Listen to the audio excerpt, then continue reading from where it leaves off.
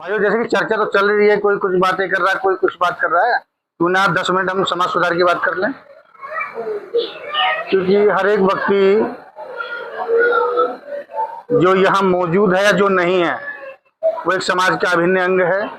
Actually में हम ये समझ बैठते हैं कि जैसे कोई समाज का कोई बच्चा है, जैसे कि हम बस्ती में कबीलाई व्यवस्था में रहते हैं, जहाँ एक ही जाति के बहुत सारे लोग होते हैं, जिसे कबीलाई व्यवस्था बोलते हैं।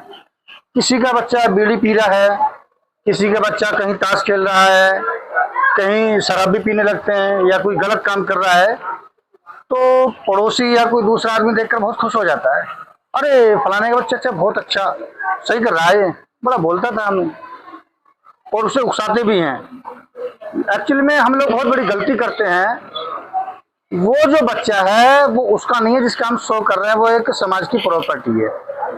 अगर किसी का भी बच्चा, ये आप लोगों से मेरा निवेदन है, अगर बिरादरी का कोई भी बच्चा आपको बीड़ी पीता हुआ नजर आ जाए या शराब पीता हुआ या ताश खेलता हुआ, किसी लड़की के साथ बदतमीजी करता हुआ, तो आप ये ना समझे कि फलाने का लड़का है, अच्छा वो बहुत फन्नेखा बनता है, बड़ा नेता बनता है, बड़ा पैसे वाला बनता है, उसका लड़का ठीक है, इसे बिगाड़ो, उसे मतलब उसको जलील करने के लिए, लज्जित करने के लिए हम धारणाएं बना लेते हैं।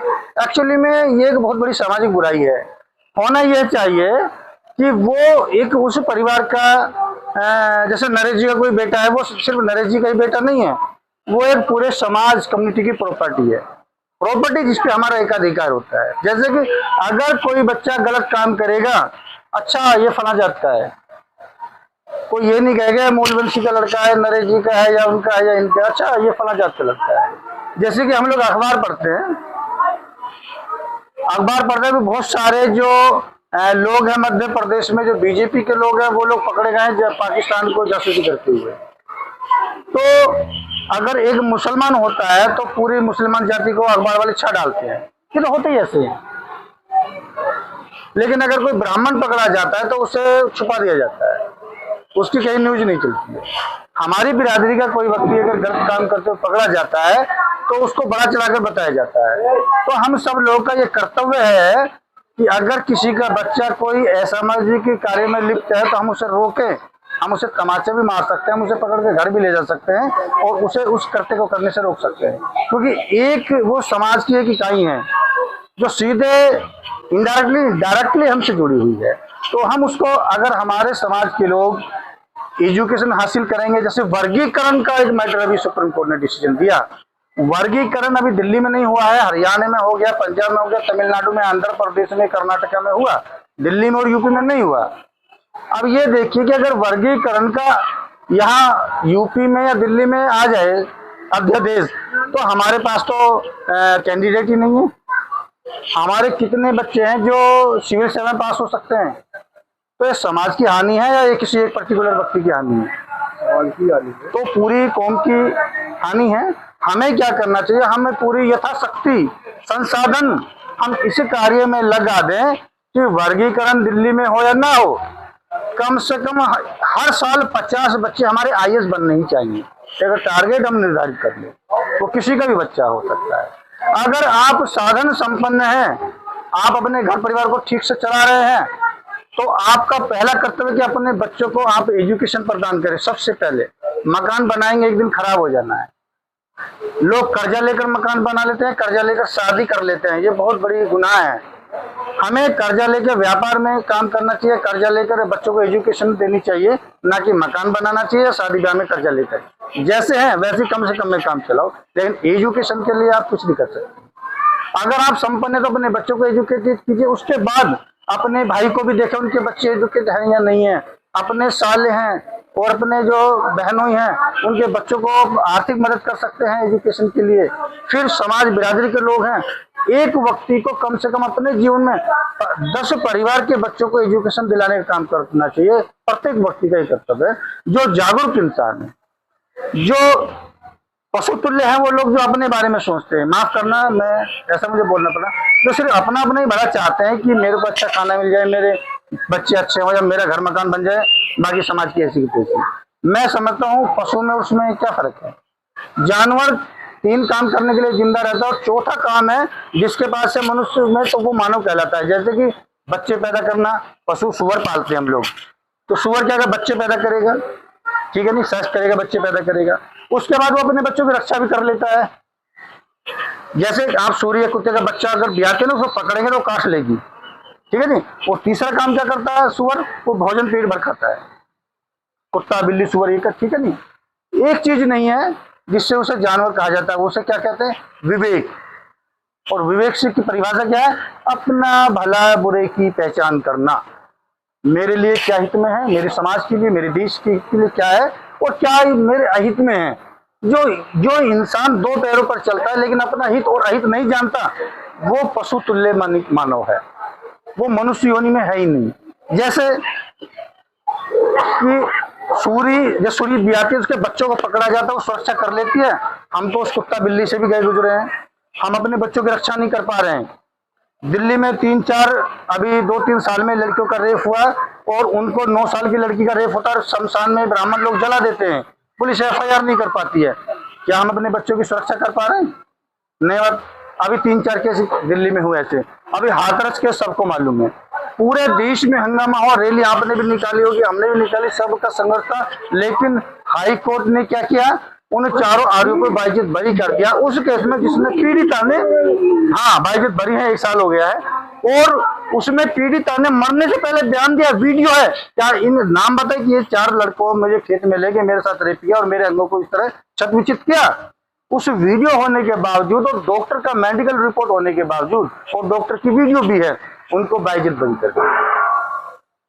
तो अब आप सोचिए कि जिस देश में हमारे साथ कुत्ती बिल्ली से भी बुरा बर्ताव होता है, मंदिर में सीधा कुत्ता घुस जाता है, लेकिन अगर हम लोग जाते तो हमारी टांगे तोड़ दी जाती हैं। अभी 2 सप्ताह पहले एक इंदौर में एक लड़के की शादी थी, हमारा मेहतर बोलते हैं, उधर वाल्मीकि बोलते हैं, उधर मेहतर बोलते हैं। शादी हो रही थी, जैसे मंदिर पर माथा टेकने जाते हैं उसे मना कर दिया, वो मजार पे चला गया, मुसलमान बन गया। ऐसी घटनाएं रोज आ रही हैं, हम क्या कर रहे हैं? हम लोग 2 रोटी 2 बोटी और 2 पैक लगा के मस्त हैं, तो ये सब काम बंद कर देने चाहिए। हमें 2 रोटी की जगह 1 रोटी खाएं, सूखी रोटी खाएं, पानी पी के गुजारा करें, अपने बच्चों को खूब पढ़ाएं। और दिल्ली वालों से मेरा अनुरोध है, कम से कम 35 लाख की आबादी आप लोग बताते हैं, तो कम से कम 3500 IAS तो होने ही चाहिए दिल्ली में, भंगी जाके। हमारा हिस्सेदारी कहाँ है? हमारे जो भारत सरकार है, जो विदेश में बच्चे पढ़ने जाते हैं, उसमें हमारा प्रतिनिधित्व क्या है? हमारी बिरादरी के कितने बच्चे सरकारी खर्चे से विदेश जाते हैं? तो मेरा ये भी कहना है, अगर आप लोगों के या आपके रिश्तेदारों के कोई भी समाज का बच्चा इस योग्य है, उसको अंग्रेजी अच्छा आता है, विदेश पढ़ना चाहता है, तो वो मेरे से संपर्क करे। अगर कोई अपने बच्चे को या कोई भी बच्चा इंटेलिजेंट है, वो IAS की तैयारी करना चाहता है, तो वो मेरे से संपर्क करे। अगर गरीब भी है तो हम उससे आर्थिक मदद भी करेंगे, कोचिंग भी दिलाएंगे, बशर्ते वो इस योग्य हो। तो एजुकेशन पे लग जाए सारे लोग। एक बात। दूसरी बात, दिल्ली वाले ये प्रण कर लें, भाई हमारी बिरादरी का मुख्यमंत्री क्यों नहीं बनता है? डॉक्टर बाबा साहब डॉक्टर अम्बेडकर की बदौलत हम आज यहाँ बैठे हैं। अन्य हिंदू धर्म में तो पैर की जूती की भी औकात नहीं है हमारी। हमें हिंदू धर्म, ब्राह्मण धर्म 4 वर्णों का धर्म है, ब्राह्मण क्षत्रिय वैश्य शूद्र। हम ब्राह्मण नहीं है, हम क्षत्रिय भी नहीं है, जो जैसी परिभाषा में कहा गया है, हम वैश्य भी नहीं है और हम शूद्र भी नहीं है। हमें अति शूद्र कहा जाता है, पंचम वर्ण, ठीक है ना। 4 वर्णों में हमें क्या कहते हैं? पंचम, जूते के नीचे के लोग। उस हिसाब से ये देखिए, बाबा साहब डॉक्टर अम्बेडकर को स्कूल में जब पढ़ने के लिए मना कर दिया था अंग्रेज, क्योंकि बाबा साहब डॉक्टर अम्बेडकर आर्मी में थे, सूबेदार रिटायर हुए थे और आर्मी स्कूल में प्रिंसिपल भी रिटायर हुआ पढ़ करके, इसलिए एक अंग्रेज कलेक्टर ने अपनी जिम्मेवारी पर उनको स्कूल में एडमिशन दिया। लेकिन वो एडमिशन तो मिला, लेकिन उनको अंदर बैठने की मनाही थी, वो क्लास के बाहर ही पढ़ेगा। एक ऐसा बच्चा जिसको स्कूल में आने की भी इजाजत नहीं, वो बाहर दूर दालान में बैठेगा, तो उस व्यक्ति ने कितना संघर्ष किया होगा उस समय। 100 साल पहले की बात है ना ये तो। 1891 में बाबा साहब का जन्म हुआ है, 95-94 में उनको एडमिशन मिला 4 साल में। तो उस समय की हालत आप सोचिए। आज इतनी फैसिलिटी हमें मिल रही है, तो बाबा साहब डॉक्टर अम्बेडकर के बदौलत मिल रही है। और किसी ने, मैं साफ साफ कहूँ, किसी ने कह दिया कि आप वाल्मीकि और सबने मान लिया। किसी के दिमाग में ये नहीं भाई, जब हमें पढ़ने लिखने की इजाजत ही नहीं थी तो हमारा महर्षि कैसे बन गया? वही वाल्मीकि रामायण पढ़ते नहीं हम लोग। वाल्मीकि रामायण में सर्ग 78, 1027, 1028 में लिखा है कि शंभु ऋषि को इसलिए राम ने गर्दन काट दी क्योंकि वो नीच वर्ण का है और वो गुरुकुल चलाता है, स्कूल खोल दिया उसने। तो राम कहते हैं, भगवान राम की पढ़ने लिखने का तुम्हारा अधिकार नहीं, हमारा, और गर्दन काट देते हैं। तो क्या हमें उसकी पूजा करनी चाहिए? कहाँ है? हम लोगों ने हमेशा दूसरों की सुनी और मानी है, लेकिन हमने अपने इतिहास खोजने की कभी परवाह नहीं की। जिन अभी जैसे पेड़ के नीचे हम बैठे हैं, जो पेड़ सूख जाते हैं, जिनकी जड़ें नहीं होती, वो थोड़ी सी हवा चलेगी तो वो गिर जाएंगे, लेकिन जिस पेड़ की जड़ें जितनी गहरी होंगी वो उतनी ज्यादा देर तक टिकेगा। तो हम लोग कैसे ढह रहे हैं? हमारी जड़ें तो बहुत नीचे तक हैं। हमने अभी हमारे लोग भक्ताई में लगे हुए। मैं भी जब 10 साल का था भगत बन गया था। इंद्रजाल, बिरमजाल, सज्जाल, अमरजाल, परियों का इंद्रजाल, काला इंद्रजाल, लाल किताब, पीली किताब, काली किताब, साली मैंने सिद्धि किया, शमशान सिद्धि किया, किधर को जगह सारे मैंने टोटके किए।